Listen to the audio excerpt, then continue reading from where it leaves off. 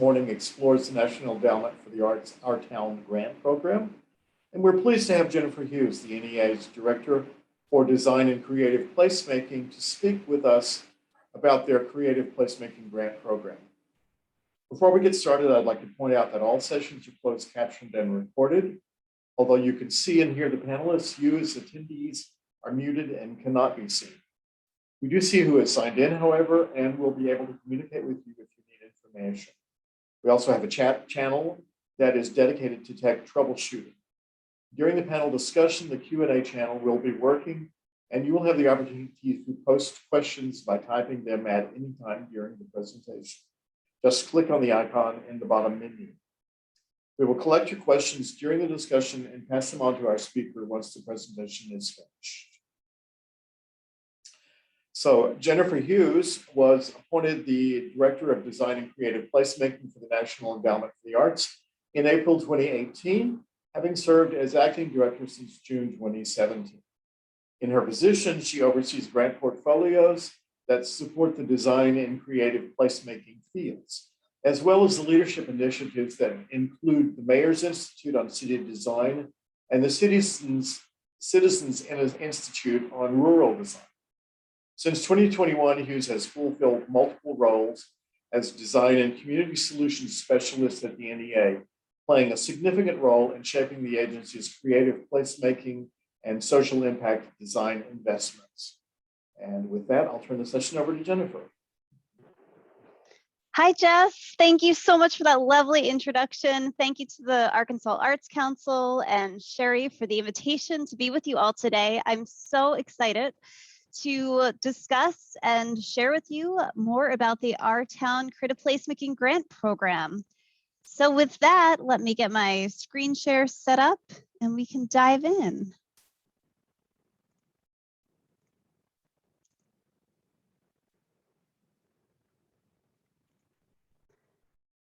All right. Wonderful. Well, thanks again for that introduction. My name is Jen Hughes, and I'm calling today from Washington, D.C., acknowledging the lands of the Nacotchtank, Piscataway, and Anacostan peoples that came before. And I'm just really excited and energized to hear that you all had a really exciting opening session, and we're going to talk a bit about place.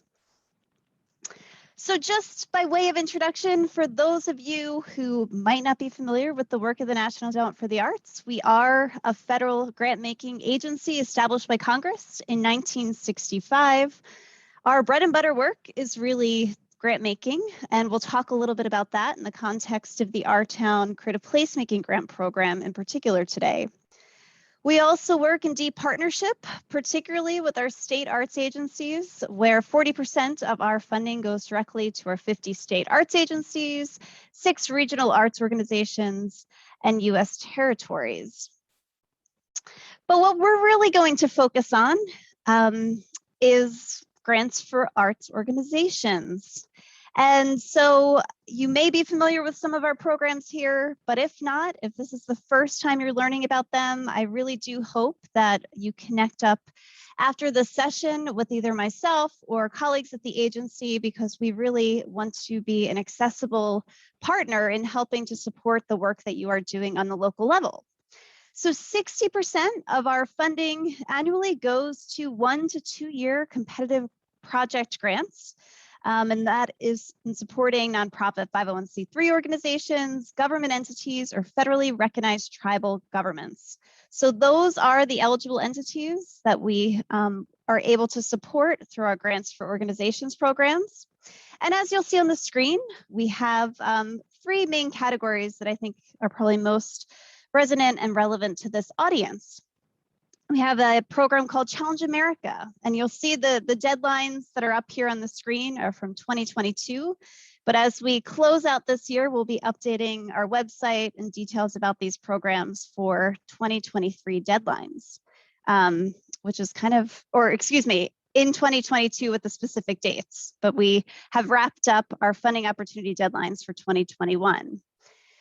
So Challenge America is a really excellent program if you're new to the agency, looking to extend the reach of arts and culture to underserved audiences. This might be the place where you enter in and seek support for projects that you have underway. That has an annual deadline of April, and you'll be seeing those grant guidelines out in the world later this year.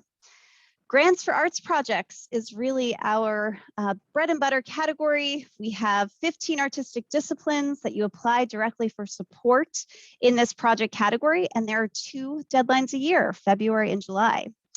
And then we're going to talk a lot about RTown today. Really excited to share a lot with you about that program.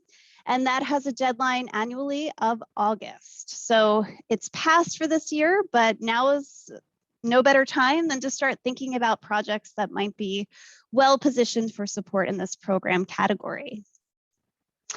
So I thought it would be worthwhile just to really orient you to where we are as an agency, and particularly under the Biden-Harris administration, some of the vision and leadership that's been put forth to really articulate our agency priorities in this moment. First and foremost, we are focused on rebuilding the creative economy. As some of you may be familiar, the NEA is in the process of distributing American Rescue Plan funding and grants to really help shore up the arts and cultural sector in what we know has been an incredibly challenging and devastating time for so many organizations. The agency also recognizes the immense potential of arts and culture to really unite and heal individuals, communities, our nation as a whole. And we're really focused on advancing racial equity, access, and justice to our agencies. So I think you'll be able to see initiatives that will sort of come from that body of work in the months and years ahead. And lastly, just doubling down on our commitment to serve the arts field and really support that critical cultural infrastructure. And we have some really incredibly exciting news. Some of you may have heard that yesterday, President Biden nominated Dr. Maria Rosario Jackson to serve as chair of the National Endowment for the Arts. And she brings forth a really bold and exciting vision that is deeply connected in elevating arts and culture as critical elements of healthy communities. So really the crux of what we're going to talk about today. So, we often hear really this talk about the role of arts and culture in contributing to our annual GDP. $877.8 billion contributed annually. That's 4.5% of our GDP. So yes, arts and culture, without a doubt, is a critically important sector to our economy. And that is a very important case to really lift up. It also is a job generator. We know that arts and culture contributes to over 5 million wage and salary workers employed in that sector. And I know you talked a lot about how it really makes places people want to be earlier today. And I always like to lift up this slide and really orient the creative placemaking conversation with acknowledging the unique role that artists, designers, culture bearers can play in advancing community goals. And I think that's often sort of the under-recognized but incredible power that the arts and cultural sector plays in advancing the well-being of our communities everywhere. So artists, designers, culture bearers help us to illuminate key community assets, histories, cultural infrastructure. They certainly inject and energize activity into a place, into local economies. I think more than ever, we're really looking to reimagine the future in our nation, and artists are uniquely positioned to really take us on that journey, to imagine new possibilities for the future. As well as they are incredibly apt at connecting communities. So we're going to talk a little bit about that today as we dive into this topic of creative placemaking. So some of you may be familiar with the Creative Placemaking RTown program at our agency. It's now over a decade old and really has continued to evolve in many different interesting ways. But what's at the heart of this work and what's at the heart of what we fund in the RTown program are projects that integrate arts, culture, and design to strengthen community. with really a goal of helping to achieve a community's desired outcome. So what might that look like? That could be a community desiring to improve public safety. What role can artists, designers, and culture bearers play in creating places that make all feel safe and welcome? And we have some great examples to share there. So in the RTown program, we ask our applicants to orient their project to drive one of these local outcomes. Could be economic change, physical, or social change. And I'll note that increasingly over the years, the RTown projects that we see applying for application are ultimately driving really compelling social change in community, helping to really build collective power and action around a whole range of community priority and issue areas. I think it's also important to lift up what are some of the key tenets of the projects we fund and support and see as most competitive in the RTown program. One, these projects are asset-based, really building on the incredible history, stories, people, institutions, places in place that really make your community unique and different from any other in the country or world. It's focused on cross-sector partnerships, so really situating arts and culture with other sectors, whether that be transportation, public health, public safety.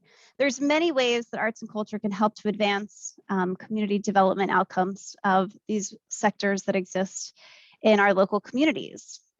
They also really drive deep and inclusive and thoughtful community engagement. So it's not about sort of arts and culture parachuting in to try to put forth an agenda, but really enabling deep engagement that positions the community to lead on those desired changes. And being an arts agency, I'd be remiss without acknowledging that this work really centers artists, designers, and culture bearers as unique actors and important leaders in this space. So we like to see them well-resourced in our applications, in project budgets, and really lifted up and centered in this work. So all of this is really to sort of lift up catalytic projects that are with the ultimate goal of driving systems change. So let's get into that a little bit. What are we talking about there? And when we talk about creative placemaking as an agency, it doesn't mean a project that results in a physical artifact of place. We're really talking about transformational change, and in many cases can be process oriented. So I couldn't help but put up something a little wonky that perhaps might appeal to some folks and others might just be overwhelmed by this notion of a logic model. But I wanted to just share that we've done a lot of work in the program to really dive deeply into what the goal of the RTown program is, building a logic model and theory of change really from the ground up, from the work of our grantees over the past decade. So if you're interested in that, certainly encourage you to take a look, but I'll break down some of the key elements of it. So for example, let's talk about systems change. And what do we mean when we are talking about systems change in the context of RTown? We're really talking about these projects that generate local impacts, but also are ultimately improving the community's capacity to sustain the integration of arts, culture, and design into long-term strategies for that place. So, perhaps that might result in the establishment of new and sustained cross-sector partnerships. Perhaps a local arts agency is partnering for the very first time with the Department of Public Health, and that partnership lives on beyond the life of the grant, and recognition that artists are incredible allies in advancing public health outcomes. It might mean the shifts in institutional infrastructure, practices, or policies. Perhaps projects that are replicated or scaled. We've also seen sort of some of the systems change outcomes being the establishment of long-term training programs to really elevate the role of creative placemaking practitioners and artists in this work, or further dissemination of resources for the field. And so, as I mentioned, the theory of change and the work that we're really seeing in the RTown program in many cases really lifted up here. Some of the early indications of that systems change, as I sort of touched on, is everything from new partnerships, sustained partnerships, really clear active communication of project successes, perhaps increased receptiveness to arts and creative placemaking as a strategy within the public health department, for example. We're also seeing that artists in the work of creative placemaking are creating new expectations for community engagement, really ways that community expects to engage with municipal services and processes and so forth. So I just thought I'd share a little tidbit about some of this wonky work that we've been doing to really communicate some of the key trends and things that we're seeing on a meta level within the RTown portfolio. And as you're conceiving of projects that you might put forth to apply to this program, thinking about what that North Star systems change might look like for you and in the context of the partnership that you are developing or forming. So in summation, I think it's worth acknowledging that we've, over the last decade, funded over 700 projects, distributed $54 million in communities of all shapes and sizes. And I think that's particularly important to emphasize, from urban to rural to tribal to suburban communities. Each community is unique and different and has had a really incredible myriad of project activities that have been funded and supported in the RTown program. So if you want to learn a little bit more about some in-depth case studies, I would encourage you to check out our website, have some links up there. We'll make sure that we get those into your hands so you can click on them and explore and check out all that we have up on our website. But I thought it might be fun to take you on a little journey, just with some case studies and projects we've funded in the past. Let's go on a little trip across the US, just to maybe offer little tidbits of inspiration or imagination of what this work really does look like in communities all over the country. So first up, let's go to Wenatchee, Washington. So back in 2017, the NEA supported a resident-driven creative placemaking process for the Kiwanis Methal Park in Wenatchee, Washington. This is a town of 30,000 residents, including local farmers, healthcare organizations, and community development stakeholders that came together to really envision and create a community gathering space. So this project, in the phase that we supported, was explicitly around workshops for community design engagement, the development of public art elements, as well as sort of arts programming that took place in this new central community gathering space.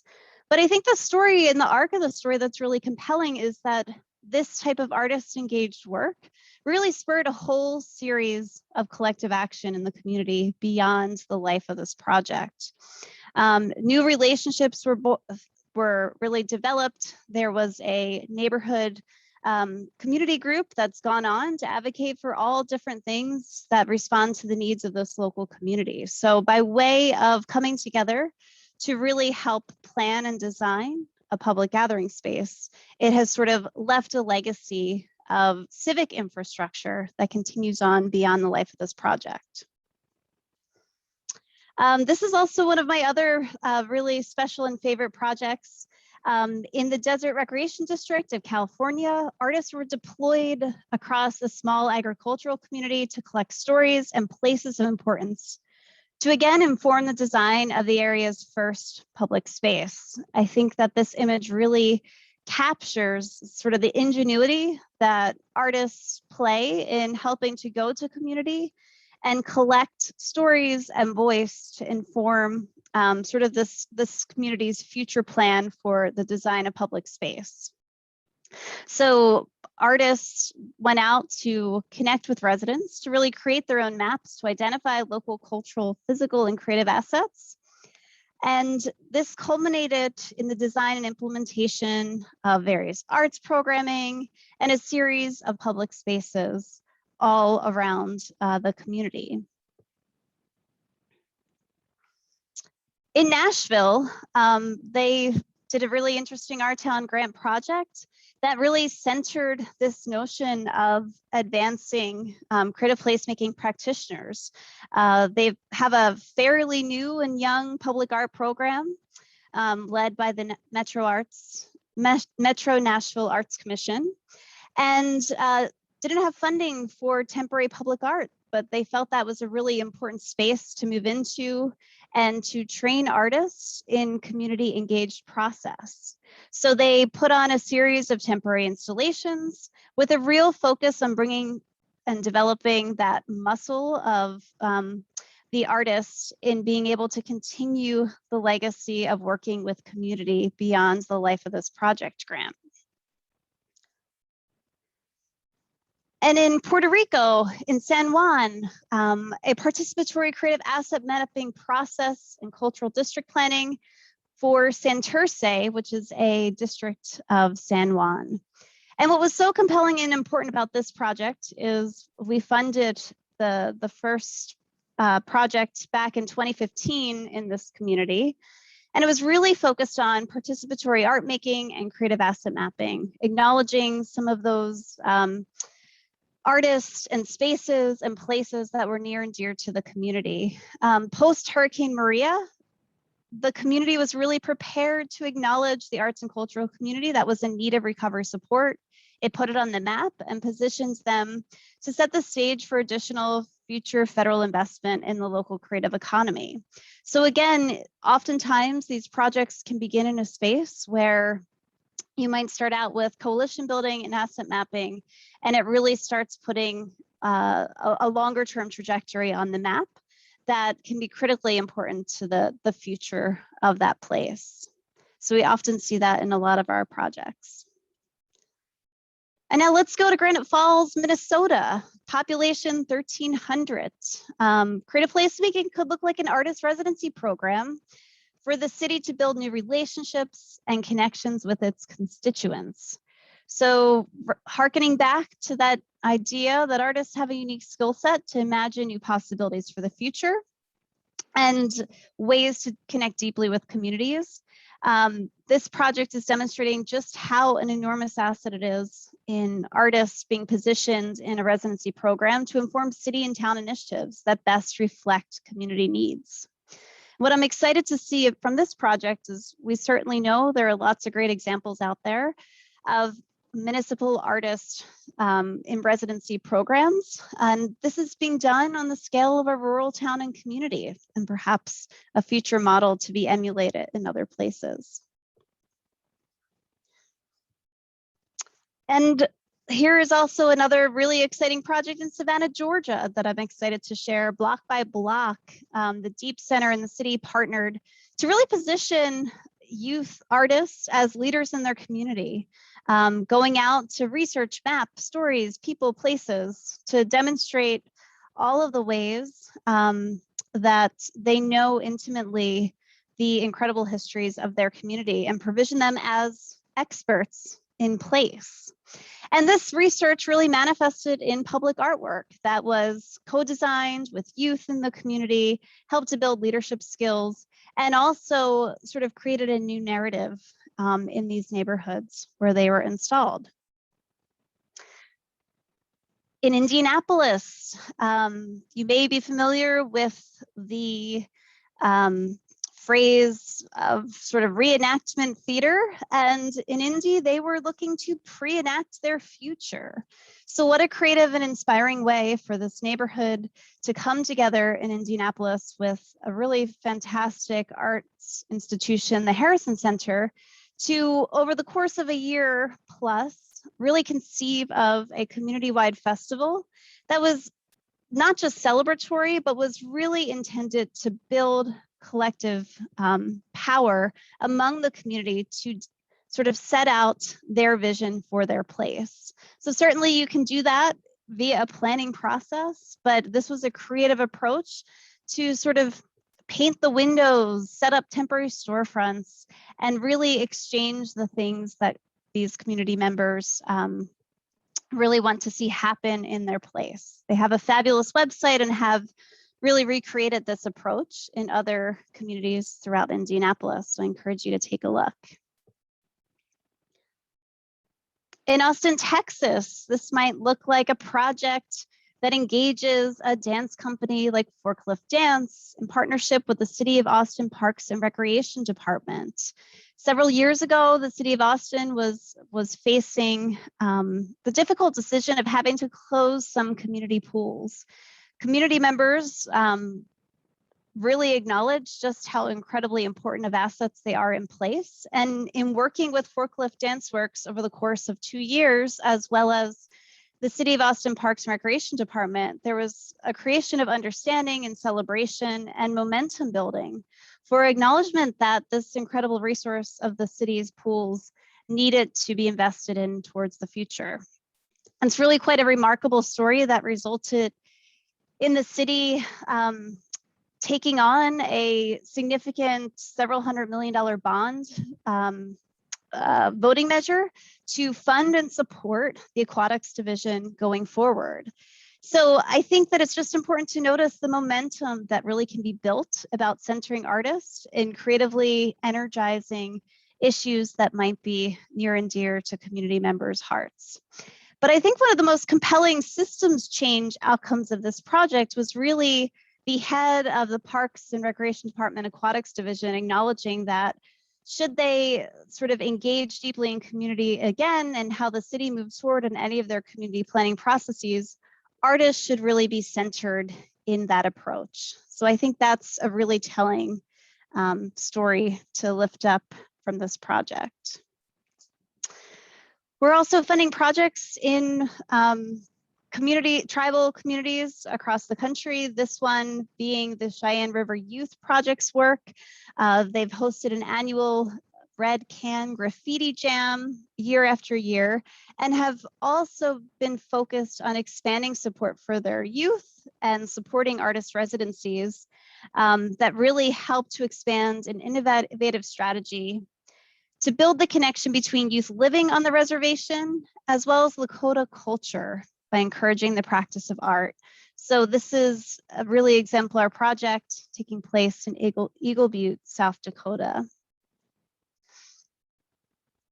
And lastly, I think this is a poignant project to lift up as the national conversation is about infrastructure and upgrades that need to happen in communities. The Main Street Prototyping Festival that took place in the city of Mesa in partnership with their Neighborhood Economic Development Corporation really lifted up the ways that artists could creatively engage and think about potential prototypes that might ultimately be created as permanent installations in public space going forward. So I think it's important in this moment to really carry some of these ideas into this space of recovery and rebuilding as a nation. So just to reiterate, I would encourage you to learn a little bit more about our recent round of FY21 grantees, as well as some reflections on the field. But what I want you to take away is that these projects are catalytic and really prototyping new ways of working locally with an eye towards that systems change.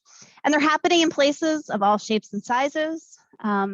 And I think it's worth noting here to an Arkansas audience that there's an active project taking place in Cherokee Village, Arkansas as we speak. But I hope you hold some of these questions dearly as you think about your creative placemaking work. What if every local government had artists on staff to better connect with community and communicate effectively the work of the agency? What if artists were a part of all infrastructure budgets, imagining those improvements to public space and leading culturally responsive community engagement strategies? What if youth were focused and resourced as community experts to map, collect, and tell the stories and aspirations for their neighborhood that inform future community investment? And what if we centered artists and imagination for the future in our national recovery post-pandemic? And this is really the type of thinking that the RTown Grant Program is intended to support. So hopefully these case studies spark some excitement and inspiration. And I just wanted to shift to leave you with a couple of resources that have been on my radar that might be helpful if you're just embarking on your creative placemaking journey or really stuck in a place that you're trying to hope to advance going forward. So earlier this year, in partnership with LISC, Local Initiative Support Corporation, the NEA invested in really building out technical assistance and a toolkit that's publicly accessible. I have the link up here. And we've identified through working with our RTown grantees in a deep way over the last couple of years, some key areas that, or key competencies that are really a part of creative placemaking. So we've divided the toolkit into these buckets of setting core values and really the importance of doing that, as well as including worksheets, videos, presentations, inspiration from other projects that are really spelled out in these various areas. We have a whole section on partnerships, as well as community engagement. What does that really look like? Who should you be thinking about engaging proactively in your creative placemaking work? Certainly, evaluation and performance measurement is often a question we hear from both applicants and grantees. How do we effectively measure this work? And so we offer some resources there as well. Documenting the project's success. And you might also find that perhaps you're a non-arts organization working with artists for the first time. What are the ways you can do so? What are some project examples, or excuse me, contract examples or calls for artists that have really worked well in this space? We also have some resources around project financing and budgeting. So I would just encourage you to check out these resources. We have some great worksheets that might be helpful as you advance a project, some good videos, and they're really iterative and intended to be tactical. So we hope to continue to update this resource in the months and years to come. Also, just some really notable resources from the broader creative placemaking field, some of which have been funded and supported by the NEA in part. But I wanted to bring your attention to this wonderful toolkit, or handbook rather, from Springboard for the Arts about artists working in community. If you're in the transportation sector, or really thinking about how to connect with that, the Scenic Routes Guide to Arts, Culture, and Transportation by Smart Growth America is a really fantastic website with a whole host of resources and ways to think about arts as connected to that sector. If you're sort of contemplating this idea of what could a municipal artist residency look like, there's a wonderful guide and website out there by Animating Democracy and A Blade of Grass, a toolkit around health, arts, parks, and equity by Trust for Public Lands. And many of you may be familiar with the incredible legacy and work of Art Place America, which was a 10-year funding collaborative to support creative placemaking work. And their leave behind are these really compelling field scans that I think are wonderful conversation starters as you think about cross-sector partnerships. So I'd encourage you to take a look at those. And lastly, one of my favorite more recent publications is Forward by Forecast, where they're really focusing on various community development sector topics. I think their first issue was focused on public health. They've also covered transportation. Again, really in demonstrating the multiple ways in which artists, culture bearers, and designers are contributing to outcomes in those fields and sectors. And perhaps as you're sort of on this journey and really trying to center your work with values, you might be interested to check out this Creative Placemaking Values Guide, because we know that this work can have incredible and positive impact, but you really need to be thoughtful in how you embark on that work by considering community, acknowledging some of those power dynamics, developing goals, and assessing work that, again, center equity and the well-being of residents in place. So perhaps by now, by this point in the presentation, you're like, wait, I have a project. I want to talk about that. How do we get funding? How do we connect into the RTown program? So just to give you a sense for what's coming and sort of the cycle we move on in the RTown program, and this could be mimicked for the Grants for Arts Projects category and Challenge America with slightly different dates. But our RTown grant guidelines will come out in May of 2022 with a deadline in August. We always do a really in-depth guidelines webinar in there. So I would encourage you, if you want to put forth a project, have some great ideas, to certainly connect more deeply into the mechanics of how to apply to the NEA and prepare a compelling application. After that deadline passes, we host a panel process, a panel review process. And we would love to invite folks who have sort of expertise in this area and wanting to learn a little bit more about sort of how decisions are made on recommending grant awards to sign up and be a panelist. I will share in a moment where you can email and share your contact information to serve in that capacity. But I think it's important for you all to know that all of our panels are adjudicated by a public panel. Folks from everything that might include individual artists to those who work deeply in community engagement or community development, local arts agencies. All of the disciplines and artistic disciplines are represented in our panel review process. And we also include and post all of the RTown panelists, as well as all the panelists at our agency publicly on our website. So that just might give you some insight to who will be reviewing your application. After that, we make recommendations based on that panel review to the National Council on the Arts, which is our agency's governing body that will approve recommended awards. Folks find out in April and project starts in July. I think it's really important to lift up this timeline. It is a long timeline. So you want to be thinking about the phase of work that you're looking for support well out into the future. Oops. And so with that, I'm happy to dive into specific questions about the application process, application review, creative placemaking in general. But I would just encourage you to stay in touch. Certainly check out our website. Hopefully you can connect into the links that I'm shared here today, and we can share the presentation afterwards. We put out a monthly or every other month newsletter. So if you want to be aware of things happening in the field, opportunities and funding opportunities that come up at the agency, I'd encourage you to subscribe to our NEA Design and Creative Placemaking newsletter. And let us know if you want to serve as a review panelist. We're always looking for ways to really bring in new and fresh perspective from the broader field to make recommendations to all of us for funding. So with that, I think I'll take a breath, and I'm excited to hear questions you might have, things that have struck you, and dive into responding to those. Thanks so much for your time. We do have a couple of questions. I was wondering if you could take a closer look at present or past projects that were funded in Arkansas and the impact that it's had here locally. Sure. So I think one of the really compelling projects that I always love to really lift up is in Little Rock.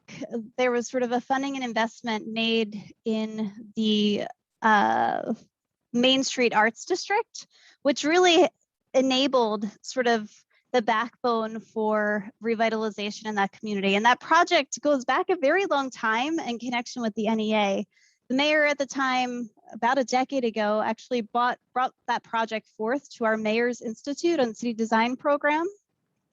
That was really intended to think through like how to sort of structure and facilitate the establishment of an arts district. And after our town funding, I believe also some other federal funding that supported some of the infrastructure and complete streets. I haven't been there, so I can't speak firsthand, but I've heard incredible things about the establishment of that arts district and all of the really robust cultural organizations that are now concentrated in this place that has some really vibrant public space, as well as a really unified arts district in terms of what is known in that community. Okay, great. We do have a question from Simone. What's the contact information for becoming an NEA review panelist? Sure. I think the best place to send it is neadesign@arts.gov. Share your name, contact information, perhaps a short bio. That's always really helpful so that we understand the type of expertise and mapping that vis-a-vis the other panel reviewers. would love to hear from you all. Okay, and also I had another question. There are some eligibility requirements that require communities to work together and sort of come together. Do you have any tips for creating that kind of unity? Sure. So just in speaking around some specifics regarding the RTown program. So for the RTown program, it requires a partnership between a local government entity and at least one nonprofit 501c3 organization, as well as a letter of support from the highest ranking local official. That could be a tribal official, it could be the mayor, it could be a county judge, could be the town manager. It really just depends on your type of local government. So that is sort of the requirement for applying to the program. So you want to be thinking about that partnership between at least one nonprofit 501c3 and a local government entity, as well as there needs to be arts and cultural expertise amongst that lead partnership. So City Department of Cultural Affairs could fulfill that role, as well as the local government role.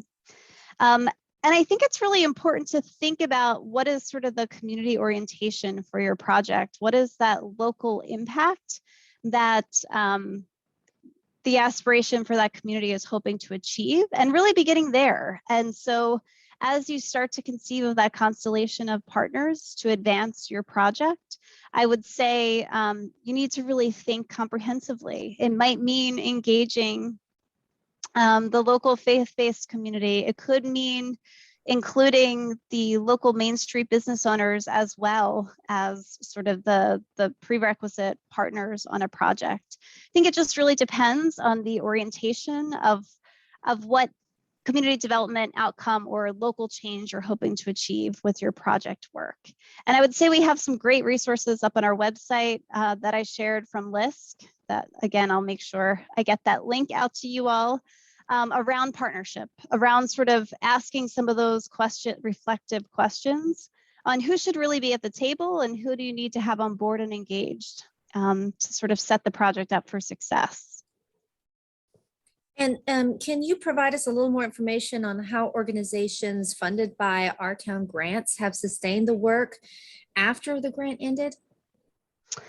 Yeah, I mean, I think that response is probably as varied as the projects across the country. I think in some cases there has been perceived like immense value of the work that the arts and culture sector brought to the table in a community process. So when I point to sort of that story from the city of Austin that I shared, you know, they've since gone on to make sure artists are really central to their community work as a city going forward. So it might mean kind of replicating things that have already happened, or it might mean sort of expanding that partnership and ways in which arts and culture can contribute to some of that longer term community change. We've also seen some really stellar projects mimicked and replicated in other parts of the country.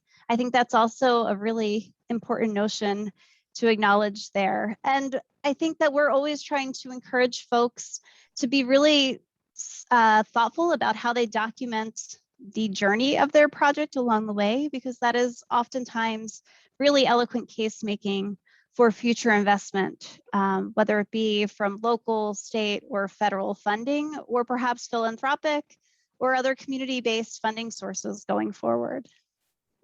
Great, and we do have another question that's in the Q&As about faith-based. I think you just mentioned that. Are faith-based religious center arts 501c3 nonprofits eligible for NEA grants?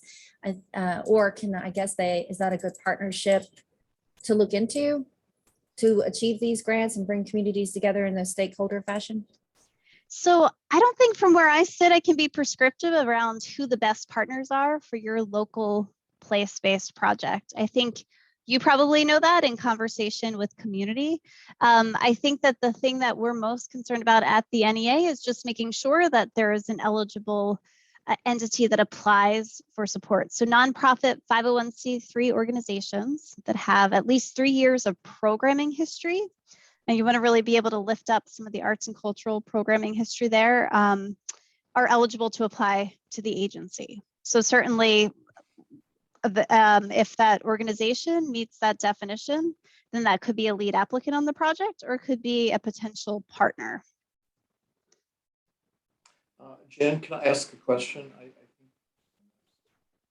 one has asked if the NEA RTown program is connected with other organizations involved in placemaking, like National Trust for Historic Preservation or National Main Street Center. Yeah, so we don't have a formalized relationship with any of those organizations. We've funded projects that they've also taken on, whether they're national or really local in scale. And we've had reviewers from those organizations on our RTown panels, certainly have cross-pollinated ideas and shared and exchanged with audiences in both of those spaces. So we certainly think of them as really important thought leaders in the space. And there are just some interesting synergies that oftentimes naturally come about from some of the NEA versus Trust or Main Street programs. Yeah, thanks. We have a strong working relationship with the Main Street program through historic preservation in our department. So, yeah. Oh, that's fantastic. That's great. Also, I noticed a question in the chat about RTown grants. Do you look for a given size for the community's population? Are small towns considered? I really appreciate that question and do deeply want to emphasize how committed we are to supporting communities of all sizes in the RTown program and really across our agency. And so the way that we think about that and conceive of it in the RTown program is that we receive our applications every year, and then we actually adjudicate them based on community size. So rural communities are sort of on the same panel as each other with rural experts who understand the unique context of place and what it really takes to make this work happen in that place. So we're very thoughtful in how we sort of set up our grant review panels and the types of experts and the types of communities those folks come from to make those recommendations to us at the agency. So absolutely, on any given year, we fund between 20 and 30% of the RTown portfolio is to rural, non-metropolitan, small communities. So certainly want to encourage applications from those places. Any other questions? We have more. Yes, we do have one more question. Can you apply to RTown more than once for a project or a different project, or is it like more of a one-time thing?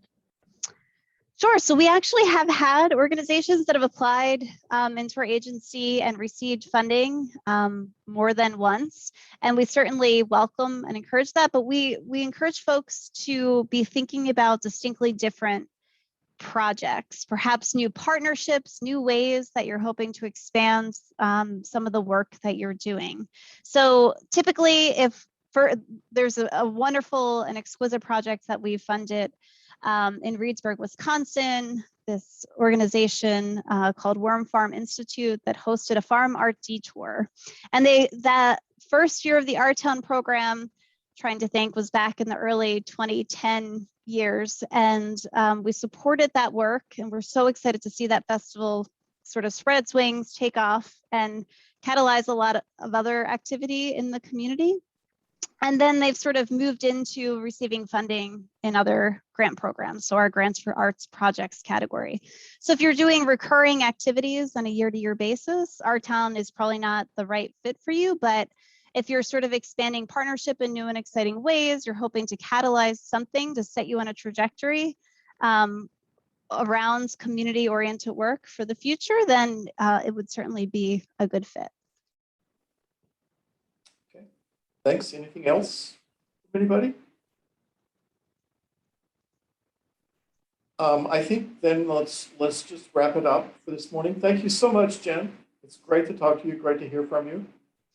And thank you and all of our attendees for listening in and asking questions. If you have other questions or other information you want to share, please write them in the chat box or send them to the Arts Council, and we'll try to make sure that everyone gets the information. So we're going to take a 1-hour lunch break at this point, a little early, but this is good. And our next session will begin at 1 p.m. with 3 breakout room meetings to let you explore restorative yoga, using the power of your voice, and creative book crafting. And Sherry LeFew is going to be coordinating those sessions. That's 1 o'clock. Use the Zoom link we gave you in the email. So please join us at 1. Anything else? Thank you again. Thank you. Great to be with you all. Take care. Okay.